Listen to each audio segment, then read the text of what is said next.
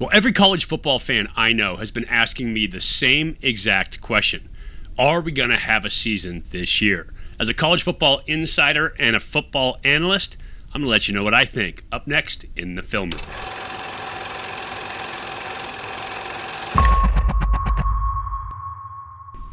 Hey everybody, welcome to Elite Athletes TV. I'm Mike Pawlawski, former 11-year pro and college football analyst. And so today I wanted to talk about whether or not we're going to have a college football season coming up this fall. Don't forget to subscribe to the channel. We got plenty of great content coming up, plays, drills, college game film. You're going to love it. Ring the bell. Make sure you get notified every time we have new stuff coming out. Please give me a thumbs up and leave me a comment. I'd love to hear from you. Let me answer your questions. I am an analyst in the Pac-12, have been calling college football games for over 20 years now, and played 11 years as a professional. And so I have a lot of contacts in the sport. I know a lot of administrators, know a lot of coaches. And so I've been having the same conversation and the same questions day in, day out about whether or not we're going to play college football this fall. Obviously, the main and foremost consideration is about people's health. But that said, football is the American sport. Everybody is looking forward to getting into football season. I think that's going to put a lot of this behind us. If we can sit down, watch football. I know when NASCAR came back on, it was a huge celebration, and I think it will be the same, especially for college football to come back because people really identify with their team. So I'm going to tell you what I know about it. What the NC2A and what every college football team is doing right now is trying to put together a plan about how do you go about dealing with the virus, the crisis, and getting a team on the field. Obviously, college football is a huge billion-dollar enterprise for all the teams that are involved in them. And so every conference, every school, every commissioner, every governor, the president, everybody's looking for a way to try to deal with the virus and with getting back to life as usual in this country. First and foremost for the administrators, the schools, everybody else, the coaches, is student-athlete health. That is the biggest piece of the whole thing. They want to make sure that their student-athletes are healthy. And you can't put them on the field and expose them if they are not going to be healthy. Now, that said, listening to doctors on the air, listening to doctors in the field, it is a very low incidence of young people getting seriously sick with the disease. People with pre-existing conditions obviously do, and that's one of the big concerns about athletes coming back to play is every year, year in, year out, you hear about athletes that have an arrhythmia or have a heart issue that went undetected the whole time. And so you may have an athlete like that in the field who might be susceptible to the coronavirus. And so that's obviously one of the huge concerns. One of the biggest things you are going to have to make sure that you can deal with the virus is the testing, the immediate response testing, stuff that can identify people who have contracted the virus, people who are carrying the virus. And I would imagine that teams are going to have to test all the time. Clay Helton from USC actually had some thoughts on that recently. The amount of detail from testing to being able to have secure environments to be able to meet, to practice, and all the meetings that are being had. It was just an unbelievable wealth of knowledge. There are some brilliant people that are really diving into this, that are formulating a plan, and just an appreciation that the health and safety of our student athletes is priority one. So with health of the players, the athletes, the staff, all in complete consideration of coaches, what about fans? Because a football game without fans there just doesn't have the same energy. Yes, we would love to see the competition. Yes, players play for the passion of the game. But having the fans there, having them part of the family, enjoying the game, being there for the rivalries, that is a huge, huge part of football and college football especially. It's the pageantry, it's the bands, it's the people around it. The tailgating, all of that is a huge part of what makes football so special in America. And so that's a huge consideration too. With the social distancing orders in place, it is tough to figure out how you're going to be able to bring fans back into the stands to watch these games. But as I see it right now from administrators that I've talked to, we are not going to have a lot of fans in the stands initially during the college football season. So we're going to have to get used to watching games without that same amount of energy. I imagine There are TV producers right now discussing whether they pipe in crowd noise, pipe in energy, pipe in that atmosphere so it sounds normal to people at home, because a football game without fans there sounds incredibly sterile. I have done games from studio when you weren't there live, and it is really sterile. It is surreal doing a game like that. And so it will feel the same way to fans at home. You can still enjoy the game. It's just not going to have that same type of energy. In terms of having fans in the stand, Nick Rolovich, who I love, new head coach up at Washington State, which, by the way, was a fantastic hire, had his thoughts about it. I think it'd save a lot of time on silent count practice. There's one. I think in general, if we feel it's safe enough to play, then I'd like to play. I don't necessarily. I know that the fans is part of the experience. It's also part of the financial model. So, but that's not in my job description. So we're just trying to hopefully get some games this fall. So you can see football coaches aren't even in the know. They are. Everybody is still guessing at this point.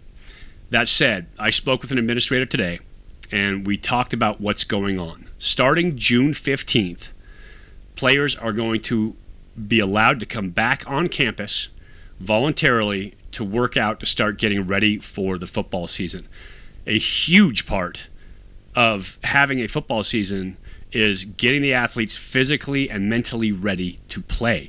You have to be able to have a certain level of physical conditioning to play the game at the college level. There's no doubt about it. You can't just bring athletes back on campus and throw them into a game and say, hey, go get them. That's not going to happen.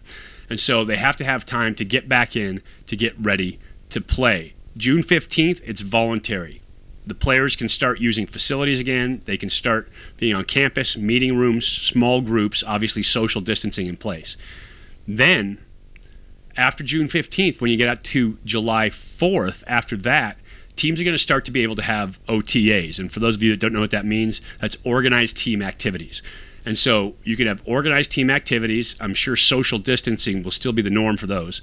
But players can come back on campus, and they can take part in organized drills, organized meetings, other organized functions that the team's putting on to try to prepare them for the upcoming season.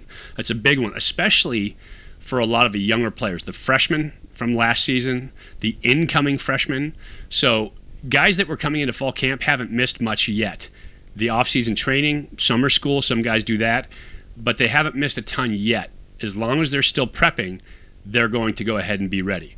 But the athletes who are on campus, who missed spring ball, who missed summer training, who missed spring conditioning, that's a huge loss. They have to get back. They have to get ready. They have to get in shape. When Janet Napolitano came out and said that the UC system would be back in class this fall, that was a huge hurdle for the Pac-12 schools. Pac-12 has 2 UC schools in the midst of the 12 conference teams, and they have 4 California schools within the conference as well. And so they need to be on campus. They need to be there participating.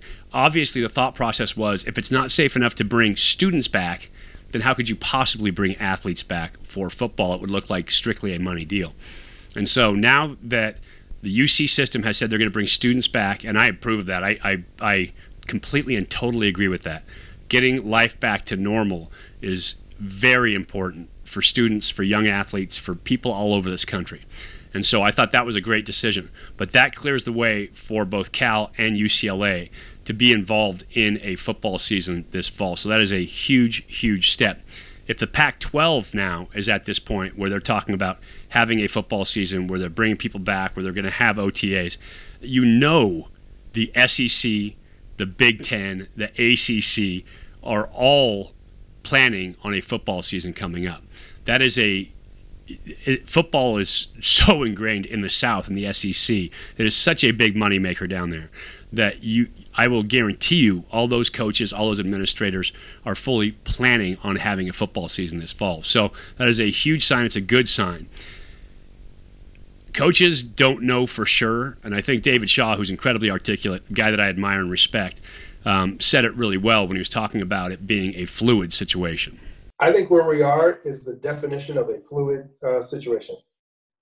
I think every state, as Roland mentioned earlier, is going to be different. Every campus is going to be different. And I think that's a great sentiment, but I don't know that that's going to rule the day when it's all said and done. I think the President of the United States is going to have a weigh-in. I think every state governor is going to have a weigh-in. I think every president, provost, chancellor is going to have a weigh-in. There may be a scenario to where campuses are partially open. And if we can bring back athletes and bring back a section of the student body, that may not be exactly what Mr. Emmett was talking about, but that may be good for a certain university. And if they feel they're comfortable and ready to resume part of their normal activities and still field teams for fall sports, not just football, then I think that's going to be acceptable. So. But maybe of all the coaches who said it, Clay Helton said it best when he talked about what it would feel like when players came back to play. And there's going to be a time period. We don't know when that's going to be, when we can be back together as 110 men and staff members on top of that and go play the game we love. And I think when we're given the opportunity, whenever that time is, I think all of us as coaches, players, we're going to be grateful. Don't know the start date of that. Don't know the structure. Don't know if it's going to have fans or not fans. That's the unknown. But I know we're going to be grateful to be able to play the game we love, and meaning that the virus is probably a little bit further behind us. When's the grand day of celebration? The grand day of celebration is when we're all back together. I am personally planning on a college football season this fall, and I will bring it to you on the air, obviously. But I am looking forward to it again, to getting back to life as usual, and part of that life is football. I appreciate you watching. If you dig what I'm putting down, please subscribe to the channel. Make sure you give me a thumbs up and give me any comments. What are your thoughts on college football? I'd love to hear it. Those are my thoughts. I don't make any of the rules, but I try to read the writing on the walls. And right now, I think everybody's planning on having a college football season, barring some disaster. I appreciate you watching today. It's Elite Athletes TV. Remember, if you are looking for training in football, as a quarterback, as a linebacker, if you're looking for conditioning, and if you play any other sport, soccer, baseball, basketball, anything, we have training for you at EliteAthletesTV.com. You can always come find us there and work on your game right now while we're in this shelter-in-place order. Appreciate you watching. This has been The Film Room, and we're talking about college football and football fans and looking forward to this fall season.